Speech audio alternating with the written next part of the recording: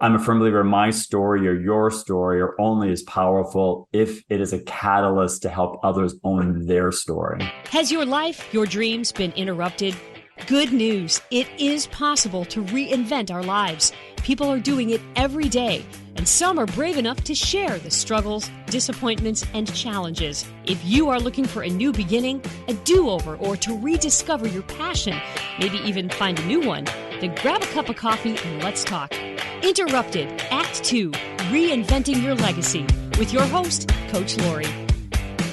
Brian Bachand, thank you for coming on this show. I'm so glad to have you. Lori, it is such a joy to be here with you and your audience. I like to hit the road running. We always start with what is so awesome about the life you're living now. I'm just living in the now and appreciating exactly where I am. There's a lot of things that are flowing and changing, but I find instead of looking ahead, what's due next week, next month, and appreciating where I am, I'm a lot calmer and focused. Many of us know that, be in the moment, dancing in the moment.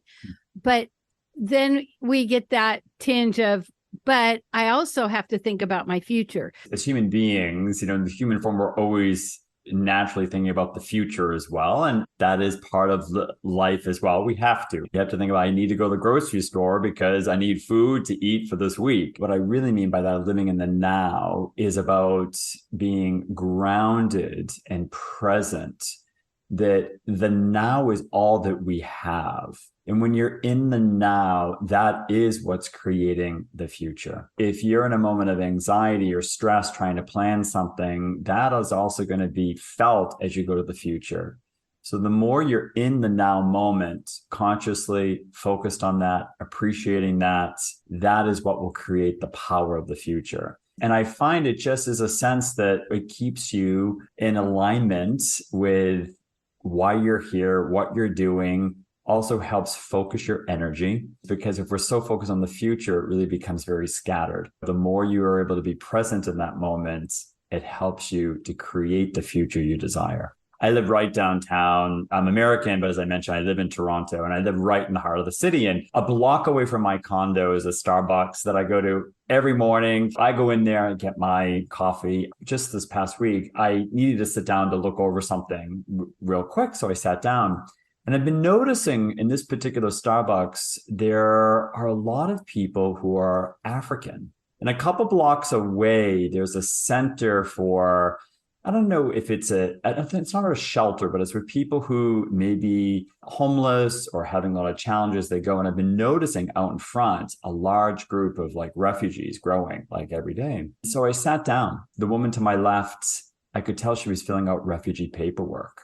And all of a sudden, my big thing of what I had to do that day, I looked at her and I could just see she kept turning pages, trying to write things down. Finally, I looked at her and I said, "Hi." I said, "Looks like you're filling out important paperwork." I said, "Where are you from originally?" And she said, "I'm from Uganda." I shared with her some of the work I do with refugees and newcomers. I'm on a board for that. And I gave her the website, and I said, "Don't lose hope, as challenging as this is." Because I said, "You're going to get through this time. You're going to get through this." That moment of the now wasn't just, it was a gift for me. Hopefully it was a gift for her. But when we're so focused on ourselves or always looking ahead to the future, we miss what's right before us, of being a presence, of being a light, and also the gift that it gives to us. So it's important. It's important to watch for the person next to you that you could observe. There's a lot more going on. Right. And just the fact that you acknowledged, smiled, that makes all the difference. And often when we're busy and in our heads, we're not paying attention. And so you trusted your intuition, you stopped. I love that. That's such a great example of being in the now. So your life wasn't always wonderful, easy, and peaceful. Do you want to take us back where you've come from? My life has been a real blessing. Yes, there's been twists and turns. There are lessons that come along with that, but it's been a beautiful life. At 51, I'm really grateful for the life that I've had. Growing up in Boston after university, I made the decision to go to the seminary to study to become a Catholic priest. I went through the seminary for 5 5 years and had a very positive experience. I was ordained as a Catholic priest, and I served 4 years in a big parish west of Boston. And it was quite interesting. I've been cleaning out some things recently, and I just came across this massive, huge scrapbook they had put together for me as a farewell of pictures and letters and more letters and things from the community. And I was reading through it the other day and felt the love, and it was amazing. And the only reason I left the parish was because I got a phone call one night from the headquarters asking if I could come in for a meeting to talk about an opportunity. And the new cardinal appointed from the Vatican had picked me to be his new private secretary, which is like chief of staff. Literally overnight, my life changed. And I went from being in that parish, as I was looking through that scrapbook just recently of all these pictures of baptisms and weddings and all kinds of events that go on in a community-based, faith-based church, to now being a master of ceremonies, being at the Vatican, handling diplomatic events. It was during that time, it was a gift that I came to truly feel and realize that I didn't miss the parish. I knew I was very good in terms of leadership roles, but I also had a desire to love who I am and wanting to love another person and to express fully who I am in a beautiful way in the world. I freely made the decision after working 1 year with a good therapist, making sure I had things lined up to go. And I freely resigned from the priesthood, and I went to New York City and entered as an executive in the world of philanthropy. Another huge evolution life moment of going from one life to now living in New York City, realizing that my gifts were being used in a different way, but also this tremendous peace and this tremendous joy of this coming into your own, and that sense of coming into that deeper now. This is who I am. That's so powerful. You say I freely resigned, but there was a point where you knew there was something, I don't even know what the word is, but I feel like people listening are struggling with being who they are, but yet stuck in a pattern or a life that dictates who they are. Can you say more about that? This is the gift, because I'm a firm believer my story or your story are only as powerful if it is a catalyst to help others own their story. And so for me, yes, I mean, when you think about it, I went through the seminary for 5 years. I was in parish for 4. I was working for the cardinal. There's been a lot of time, energy, money invested in who I am. And obviously in the role that I had with the cardinal, there's even more investment of what was being expected and being groomed for the future. It's no different than someone who's been in a professional career for a while where they've, maybe taken out loans and now they've paid them back and they got a master's degree. Or there's the family expectations that I dealt with of that. And then there was also that sense of being so deeply loved by parishioners. What are they going to think? And the sense of how they loved you, but the sense of they saw you as someone that they really looked at to help their faith. So yeah, there's a lot of expectations to go through, and that can be very crippling. And it's something to be very real about. And I wouldn't just toss it under the rug. That's why I worked with someone professionally to help me work through that. And in doing that, it really helped show me that, am I living for others? Or am I living for the heart of who I believe and know who I am? That takes time because there's layers to pull away, whether it's from parental upbringing or family influence. But by doing that, it helped heal in many ways that sense of, wow, this is who I am. Yes, I want to be an out gay man, live my life, live a life of faith, bring my gifts to the world in a powerful way, and not live in a shadow or feel conflicted. When you're able to do that, you also have to come to the realization there will be people that will no longer engage with you. That's where I think a lot of fear is. I had many people who from the parish that still keep in touch with me, who love, it's beautiful. And I also had a lot of people that I never hear from again. That's okay, because just energetically, I think we're just at different places. I released them. I'm grateful for where they were in my life. And this includes close friends or some family. But that's okay. Unless you do the inner work, also realize and embrace and love who you are, you will never be able to take that step because not everyone will be there to support you. But new people will come in.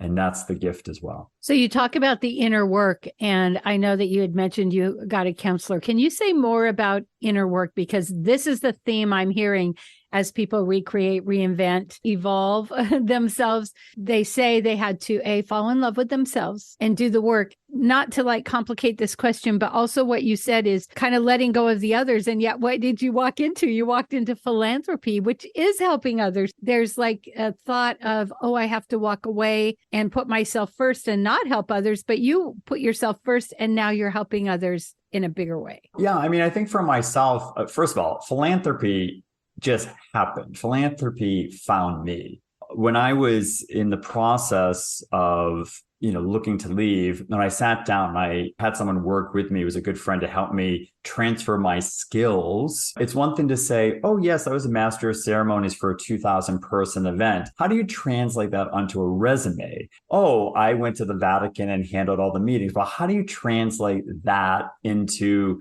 business language? But I worked with someone to help me be able to do that. I was reaching out to my network. I was connecting, and all of a sudden there was a job that appeared online one day. There was a director at the American Cancer Society in New York City, and they needed someone who could develop high-end relationships for their events. And I was like, well, I can do that. I knew when I saw it, that was my job, and that's the job I got. It just aligned for me. It was relationships. I was able to use my intuition, bringing in revenue and creating a vision, because fundraising is about an energy exchange. It's about inviting people into a heart of a mission. It's really about the creative aspect of changing the consciousness in the world. That's the heart of what fundraising is. Doing the inner work, we're not designed to go through major life transformations alone. We're just not. Because if we do, what's going to happen is our ego, our mind is always going to be barking. The ego doesn't like change. So when that happens, it's going to go into fear, which is going to paralyze and not allow you to make the clear decisions.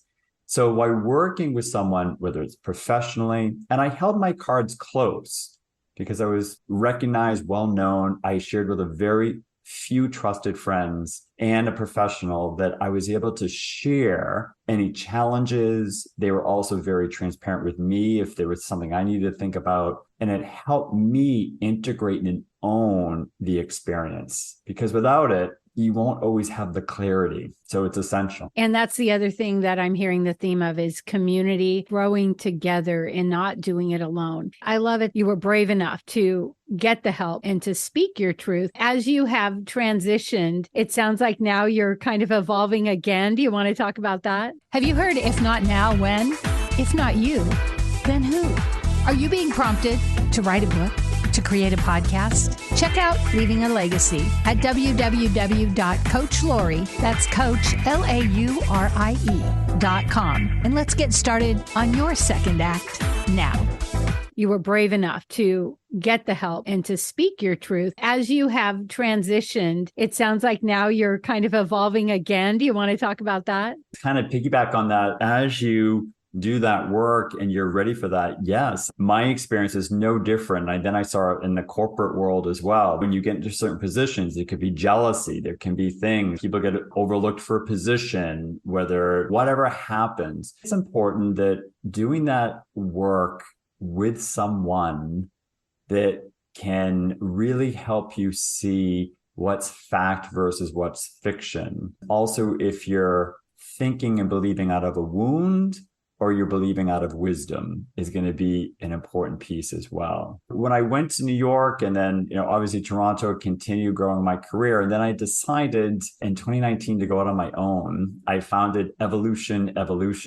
I love the name because there's the evolution that all of us are going through, but it's also our soul personal evolution as well with our own mission. It unites that aspect of who I am and where I am. So I work with individuals and leaders, but very importantly, there's two areas right now that is really becoming a big focus, is really helping organizations. and especially organizations that believe in their mission and want to increase their funding and what they're trying to do. I see myself, and I know what my gift is helping to remove those blocks so many organizations face, and especially those in leadership. And the other big aspect that I'm developing is retreat work. That is something that I love. I did an in-person retreat here in April. I'm doing one in England in the fall. There's another one in early stages for Costa Rica. To me, there is something so powerful. And I know that's a gift that I have, to bring people together, to facilitate, to look up and to see where you are, and to know and to embrace where you desire to go next. Doing that in a retreat context with others and with yourself is quite powerful. Wow, that's awesome. With the evolution, I do a lot of work with nonprofit support, talking with leaders. But what I've discovered is they have a passion, they start their thing, and then they go, oh no, I have to do business. Oh no, I have to do fundraising. I don't want to ask for help. I always say, when you ask for help, you let people bless you. Can you talk about some of those blocks that people run up against and how you can help them with them? I'm a firm believer. I think I'm a unique breed in the sense, a deeply sensitive spiritual side of making sure you're aligned with your values, but I bring an expertise as having raised multi-million dollars on campaigns, chair of a $30 million organization. I know board work. So I have that expertise, but the way I enter into that work is really getting back to what is the mission. Working recently with one particular client who's in a huge campaign, the analogy I use, it's like spokes on a bike that are coming off, and you're biking, your legs are getting scratched. We have to get back to what is the mission? What is it that you're seeking? And once we were able to uncover and unearth in 2 words, that is the guiding light.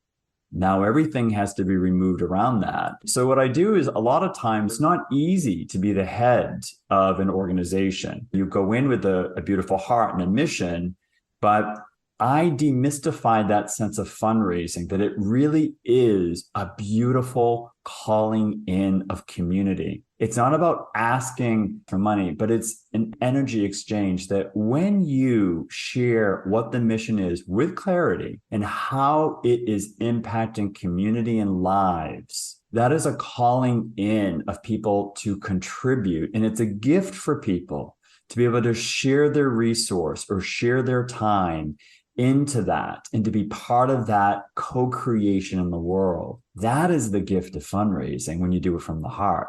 Now, yes, I'm all about having KPIs and having a sense of where we're going and what program it goes to and how do you move people through that. Yes, we use all that. But when you're able to do that, it's powerful. So I work with the teams on that. I bring them through programs. I make it a requirement that any team I work with, we always begin with a retreat. We always begin with a sense of looking at, you're more than your job description. And there's a reason why you have this role. So we look at it from a personal side, but also their professional and expertise. Because if you're not aligned with that and seeing how that is there, that is going to have an impact. The energy is going to be off.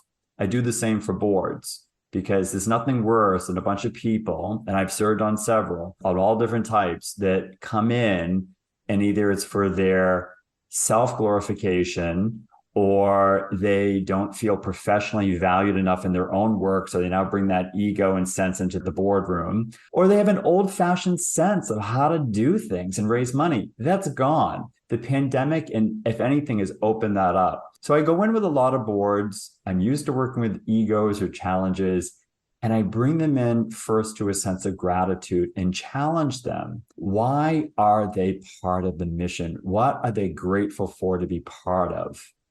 And when you start with that small question, it opens them up, and then bring them through the process and really do that. I love helping organizations do that, because it is a powerful way to keep them aligned, to bring them forward to the next place. And this thing that I really have a hard time with is that there's a lot of consultants that go into these organizations, and I've seen it from working with some, and they charge an arm and a leg, and they don't deliver. They deliver a suggested process. But unless you get to owning what's from the heart, believing that, and trusting that your mission is going to be a light and to attract. That is the real work. And that's what I love developing and spending time going into. I love what you do. And again, when you think of nonprofits and boards, there are really big issues. People come in with a formula, and you're saying, I don't come in with a formula. I come in and let's see where your heart is, and then let's move forward. And you have to do both. This one particular client, I did a board retreat. Now we meet twice a month online, and I give them assignments of saying, great, now I want to see, come back with these donors. How can we move them forward? What do you think? But I also bring in a sense of, what do you think the mission is here? I said, if you go to a donor meeting and you're talking more than the donor, there's an issue, because your role, your mission is to listen to their heart and to see where the alignment is. That is what it means to be connected and aligned with that value. And fundraising is evolving. That whole sense of mission is evolving. It really is essential. And it's something that I also do for the private sector too. It doesn't matter. The same values are there. You're trying to raise capital for a startup. It's the same thing. It's the same principles. We have to remove from the sense of, oh, this is what we have to do and this is what they want. No. People always, when it comes to money, yes, they want to see how it's going to be invested. And I'm all about making sure you can come back with clarity and a stewardship, but you also have to connect from the heart. What's the impact for the world? I love that. What is it that you really, really want people to know? You know what I really want people to know is, this is something that's really important, is look up. And when I say look up, I really mean look up to what you really are desiring. Look up from what is holding you back. Look up from the distractions. Look up from the pain. Look up from where things are at. Because when we're so constrained with the day-to-day, thinking ahead, like we were speaking at the beginning of our conversation, we avoid, all of us do, myself included, we all can fall into that. We have lots of distractions. We look down. We look away. We look with judgment. We look with frustration. We look with self-judgment. We look with all kinds of things. But look up. Look up to a sense of your belief that there's something more than yourself. Look up and ask the question, what do I want next? Look up and ask, what is bringing me joy in my life? Look up and ask, what is it that I need to forgive? Look up and ask, where do I need to let go? Because when you look up and ask yourself, the universe, wherever you are, you will unearth below from where you are what needs to be uncovered to take the next right step with peace and feeling supported. Look up, because that's where the truth is, and that is what will always lead you forward. Never looking down. I love it. I feel like we have 3 hashtags. The first one is, your mission is to listen. And then hashtag look up, hashtag curiosity. Yeah, definitely. Like, we ask other people questions. Why not ask ourselves the questions? Yeah, exactly. And we don't have to make this so complicated. I'm so sick and tired of, like, when you go on Instagram, you go on anything, here's the 5 things, here's the masterclass, here's this, here's that, here's this, and do this, and you'll change your life and invest $29.95 and you'll get this. It's great. And I'm all about follow what resonates. If there's a teacher that resonates, beautiful.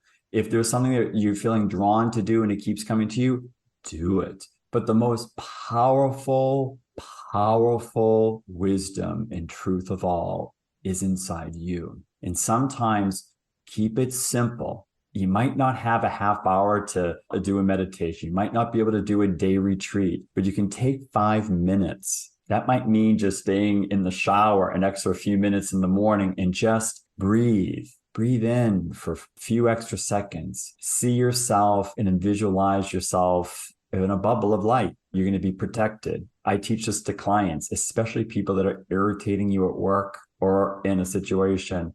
Think of them and say before your day begins, may Frank, may he know love. May he know peace. May he know hope. If you do that to people that you're going to see that day and really mean that, you release the outcome of the day and how it's going to go, and you will be different. That alone, you do that every day for 2 minutes, you're going to have a very different life. That's so beautiful. The thing I hear throughout what you've said is A, intention, and B, intuition. Huge. I love it. And I talk all about it. And I talk about intuition in business because our intuition doesn't just click off when you walk into work or you go online. I always use this very big example. I was in New York City when there was a massive financial crisis, and it was quite scary because everything was closing. I remember the accounts I was on the corporate side, were getting locked up. People saying they couldn't contribute. We had a big meeting on a Friday afternoon, and the CFO really led the meeting with fear. It was a fear-based, passive-aggressive meeting saying, unless you guys bring in this money, there's going to be all kinds of issues, whatever.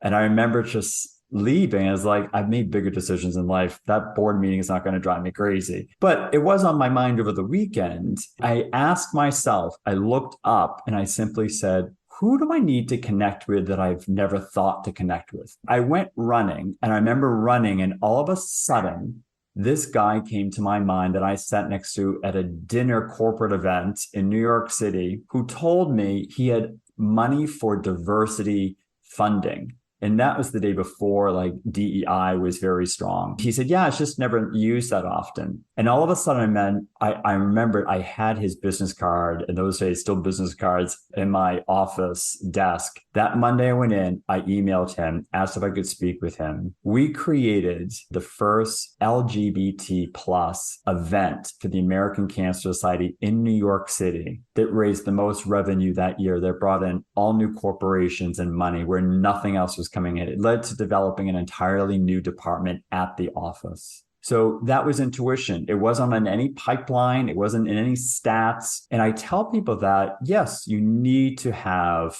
the meetings, but always leave room that if there's something that comes up, look up and ask the question. Intuition will always guide you. And it's never a lot of words.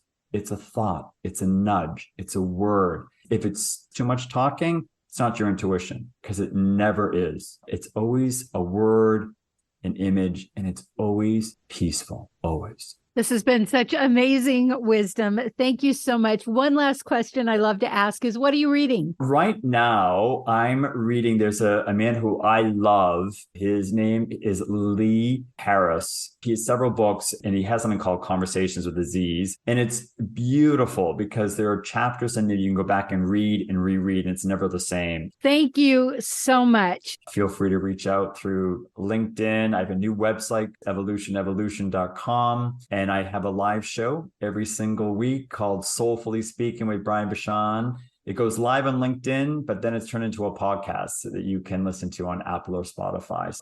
Coach Lori here.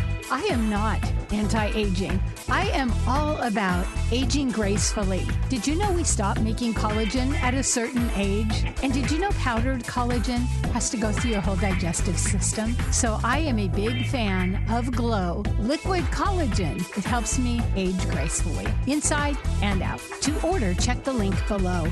By the way, if you order 2 at the same time, free shipping. Or if you would like to be an affiliate, make a little extra cash, click the affiliate link. 3 things we learned from Brian. If you're going through a big transition, get help, look up for answers, trust your intuition, and be curious. And put the fun back in fundraising. If you love this podcast, here's a big ask. Will you share with your friends and family, subscribe, give us a review, and a 5-star rating so that others looking to reinvent their lives will be able to get the help they're looking for? Thank you in advance.